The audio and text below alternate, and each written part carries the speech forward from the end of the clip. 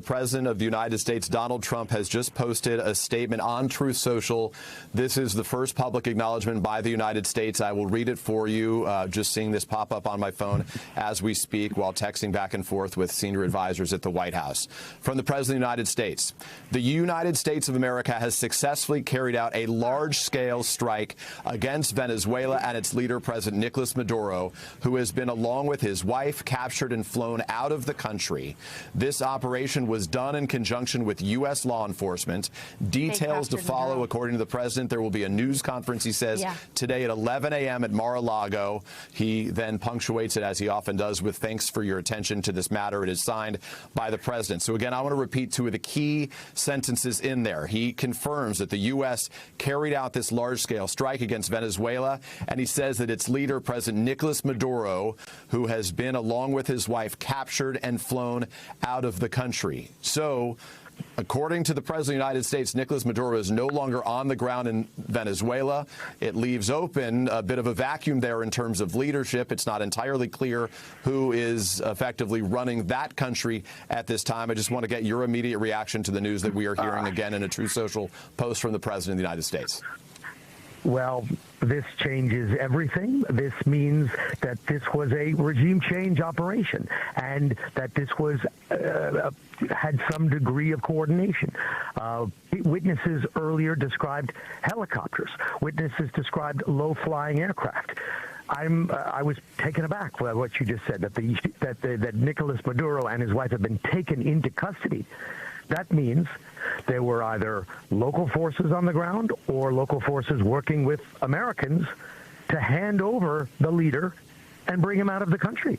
An extraordinary development. We just saw a regime change operation take place quickly in the early hours. You said, does it leave a power vacuum?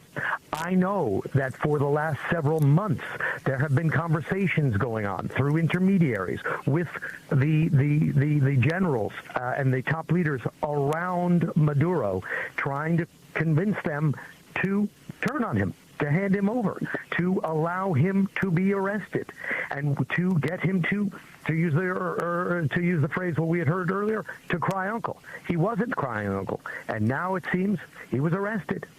An extraordinary development. Now, it Richard, started out with some boat strikes, and then to a military campaign on land, and now a military operation and an arrest.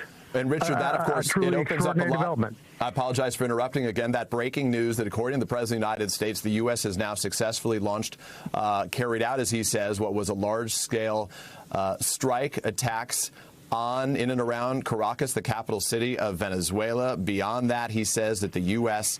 has captured, and flown out of the country Nicolas Maduro and his wife. And Richard, I bring this up because it's significant for a variety of reasons. Nicolas Maduro, only a matter of days ago, said in a new interview that he was open to negotiating with Washington to combat drug trafficking, the first sign that this pressure campaign was taking its toll.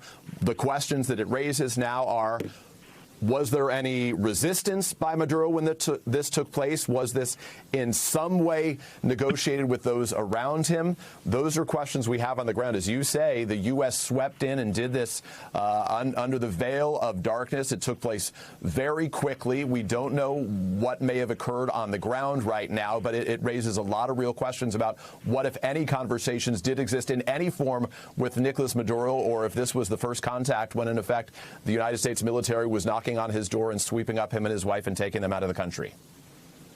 Panama too.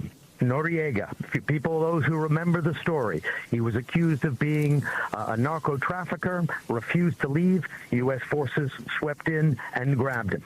To answer some of the questions, I know for the last several months there have been contacts through intermediaries with Maduro's inner circle to try to convince him to leave the country. He was not interested. He was resisting. This pressure campaign has been escalating. First with the boats, then with President Trump declaring him a narco-terrorist, then all of the U.S. military buildup in the region, the aircraft carrier strike groups, the submarines, the drones, aircraft. Then, shortly before New Year's, a land strike allegedly carried out by the CIA. Very few details about what was hit then. And now, overnight, a capture operation.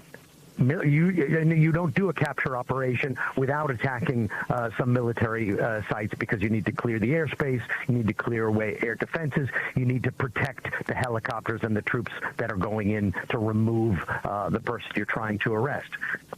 So the U.S., President Trump, just decided to pull a Panama II for New Year's and effect regime change in Venezuela. An extraordinary development. And you asked, was this coordinated? It could only have been coordinated with at least some people who turned on Maduro, because the people knew where he was. They knew where his family was. It sounds like he is still alive, and I would not be surprised if we see him in front of an American court in the coming weeks or months. We thank you for watching, and remember, stay updated on breaking news and top stories on the NBC News app, or watch live on our YouTube channel.